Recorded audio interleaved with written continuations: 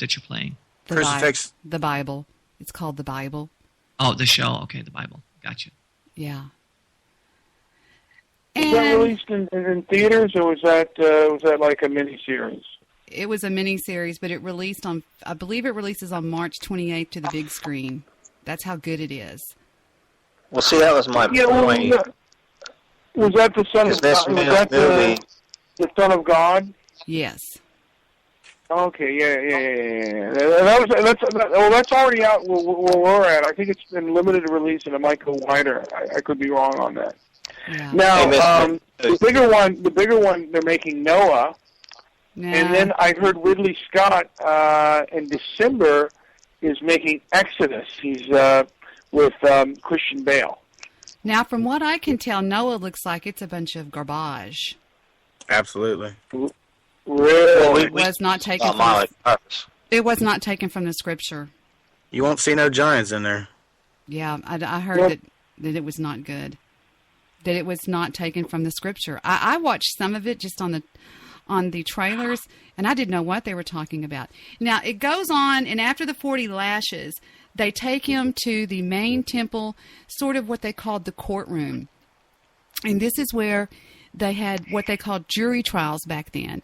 But what happened is Caiaphas had some known friends in the guards, the Roman guards, and whenever they choose the people who come in to actually do the judging, they were told not to let any of Jesus's followers in, so that they could say, no, don't kill him. They only let in the people that Caiaphas said to let in, which is what you're going to hear right now. And it's just watch how this transpires. Watch.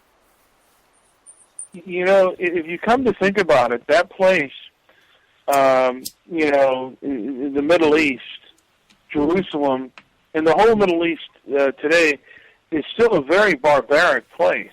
Absolutely. And Jesus preached against the barbarism, only first to the Jews, because the Romans were also very barbaric.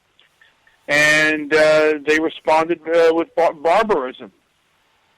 Yeah. Yeah, have you read about how the Jews that say they are Jews and are not are the synagogue of Satan? Well, I've heard that. But the Middle East is still a very barbaric place. Right. They stone people. They sever people's heads. And Jesus was against the barbarism in the Middle East. He was, he did preach against, he stood up against women being stoned. And he was probably against the barbaric behavior. They used to throw people to the lions. Can you imagine being thrown into a lion's den and have them ripping you to shreds? That's because how's a sinner gonna, punish another sinner? And that's the one thing that Christianity helped stop. One of the Christian priests in Rome was one time he was swept up into an arena. A gladiator arena, and he just basically said, "This is ungodly. You have to stop this." And they did a lot of things. Who said that? The early Christians did a lot of things to stop the absolutely barbaric and vicious behavior. Y'all, we've got so much feedback. Somebody's got a lot of feedback, or is somebody listening off their speaker on their computer? Not here, Deb. Oh, I know you're not. Headphones on. Does anybody not have a set of headphones on? They're listening off their computer, because I've got this wicked feedback, and it just makes for horrible show quality. I got my headphones. It might be me. It might be my me. phone? No, it's not your phone. It's not Steve. It's one of the two guys. I think it's either one man. Is it me? I don't know. Is it me? I don't know. I don't know, because I can't tell who it is. But there's a wicked feedback. There's like a bouncing off of the sound. Well, I was on speakerphone, so it might have been me. I changed it because I didn't want to fuck your show up. If you can find your mute button. If I'm not talking, I'm on mute. That's the rules I usually keep on my show, just for good sound quality. If you're not talking, keep your mute button on. And then when you speak, take your mute button off. That's what I do. It just makes for better show quality. That's all. Right on. That's the way to do it. And see, I went What do back you on. think, I went back Steve? on mute. See, watch. See, I'm going back on mute. Yeah. I'm sorry, what do I think about what? What do you think about everything, man? I'm just listening along. I want to actually see this movie when it comes out. It sounds like it's going to... I think Debbie had said that it's getting better reviews than The Passion of the Christ, which I thought was a fantastic movie. Who's behind? I don't know a lot about it. In fact, I'm looking it up on another computer over here. Wait, which movie? The Bible. Well, I mean, we're all caught up in movies, and I think I like Goodfellas. Oh, good. It's my favorite movie. No, the only reason I brought this up, guys, is this movie was taken straight off the scripture from the Bible. There was no crap added to it, no extra drama added to it.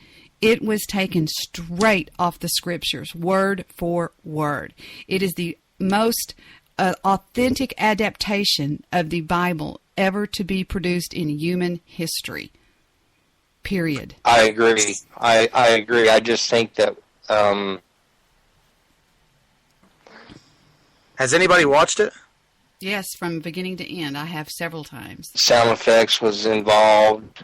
I thought it didn't come out yet. But that's what makes it real. I mean, what do you want somebody to stand there and just read the Bible? Read yeah, it. I mean, no, they're actually acting it out, which brings unbelievers to the Bible, Dawg. It helps. No, you're correct. You're correct. It helps people absolutely. to believe. It's not going to help me. I already know this stuff, and you can't convince me anymore. You can't be any more of a Christian than I am. But I'm saying the beauty of this is it's going to bring people to Christ. Do you know how many people Jesus Christ Superstar brought to Christ between 1970 to 1975? Do you know? I do not. 375 million people were brought to Jesus Christ through Jesus Christ Superstar. Really? Which is exactly Amen. what we're looking at right now, except a little bit.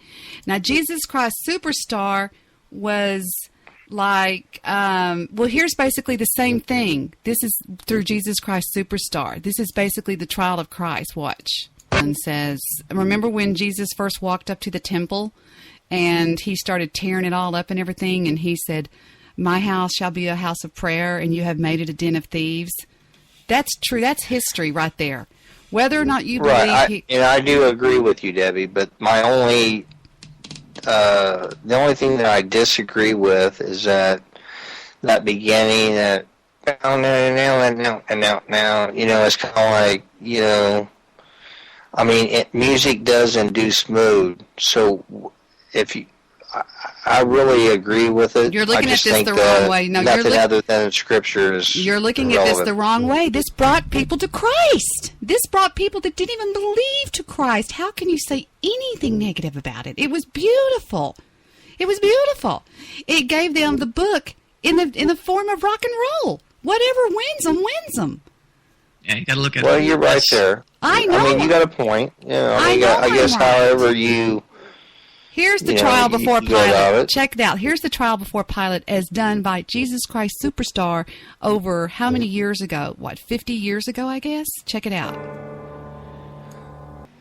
No matter what it takes. I mean, if it takes rock and roll, if it takes rap, if it takes country, whatever it is that brings somebody to the realization that they could equate that with something that interests them, and then they could pay more attention to it, well, then that's what you have to do. I think that the best way to proselytize is to act in a Christian manner. And those who have done that have done great things throughout the world, and this is from a non-Christian. Many of them ended slavery throughout the Middle East. And people should know the history of Christianity and the history of good Christians. Back when the Democratic Party stood for something. Yeah, I mean, and like I said, there are a lot of them out there. There are a lot of decent Christians out there, and then throughout history that have done really decent and noble things. Yeah. Okay, but Mr. Midnight Movie, let me ask you something. Watching your mother all your life being the most beautiful Christian, did that ever help you change? What about hanging around? What about hanging around me? The fact that I can't abuse any person that you've ever met. I've never been an abusive, mean person. Have I changed you? No. But watching this movie and watching the reality of what happened 2,000 years ago might do it for you. That's all. It's true. I mean, there's messages in there that are very, very deep. When I watched The Passion of the Christ, there were things that I learned, and I don't care what anybody says about the movie. I thought it was spectacular. I'll be right back, guys. I got to go get a cup of tea. I'll be right back. Yeah, so when I saw that, I was like completely convinced in a lot of different things, and thought that it was so beautifully done. Mr. Midnight Movie, what did you think of that movie? I have to ask you because you're the movie guy on the board here. I thoroughly enjoyed it. It did touch me. Were you surprised by some of it, or? You know what, I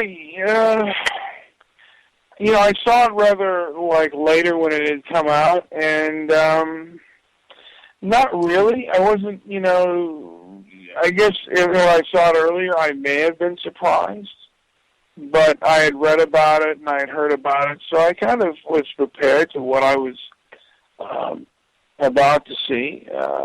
Yeah. And the film did kind of sweep over me, but at the end of the day, I am who I am, and it's not out of pride.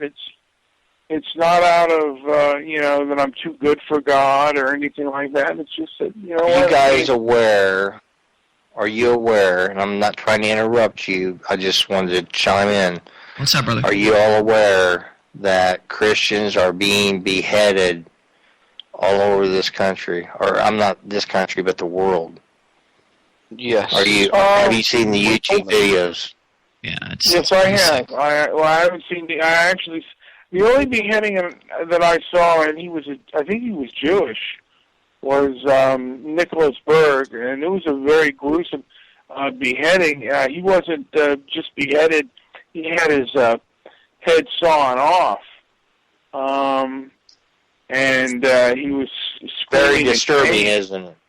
But didn't it bother your stomach? It did mine. Oh, it certainly did. It certainly There's a video down in the messages. I watched that. I've seen some very disturbing videos of in the Middle East of women being stoned.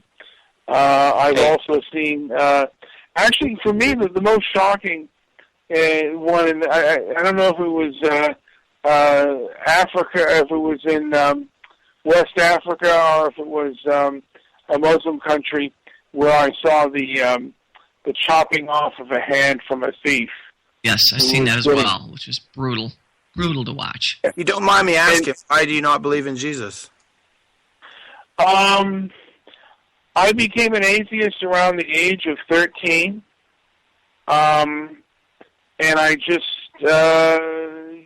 thought that this is something that men of ancient time made up.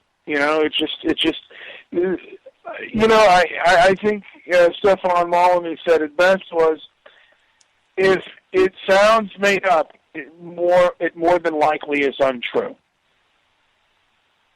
Okay, see, when I was 13, I was young, dumb, and full of cum. I didn't know anything.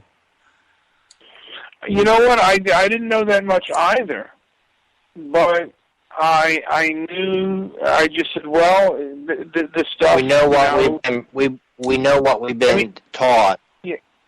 Even as a kid, once I stopped believing in Santa Claus at the age of 7.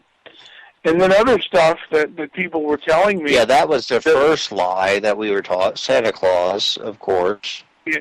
Satan. And then I backwards. And then I thought to myself, well, this other stuff also sounds pretty made up.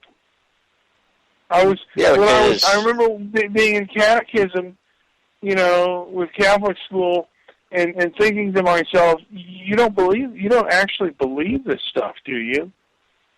That thought was in my mind of somebody living in a whale,